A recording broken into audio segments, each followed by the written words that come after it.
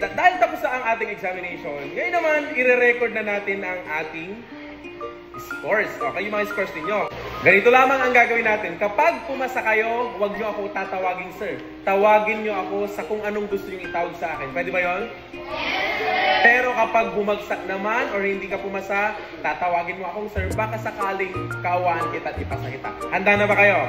Yes, sir! Okay, Rochelle! Alright! Melody! Yes, bro. Christine. Oh, best friend. Elia. Oh, yeah. Yes, baby. Jensen. Ay, baby cakes. Nice one. Rayalis. Ay, yes, mahal. Jemaris. Ay, wow. April. Alright. Megan. Okay, love. Denise. Okay, Han. Carmen. Ay, Memilay. Eliza.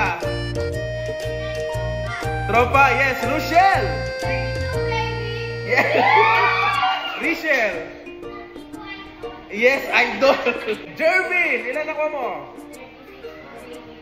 Alright. Luigi. Ay, kabe. Nathaniel.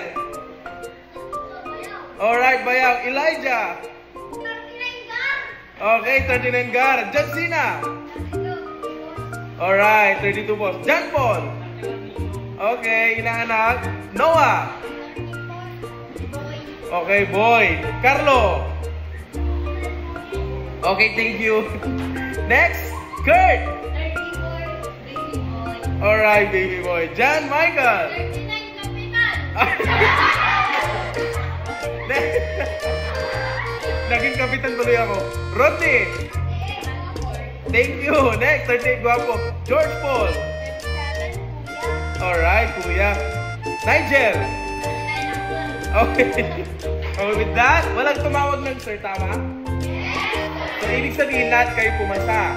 Palakpakan yung mga sarili. Congratulations! Expect po ninyo na matataas ang magiging grades ninyo sa second quarter. Ayan. So, wala bang malakas sa palakpakan dyan?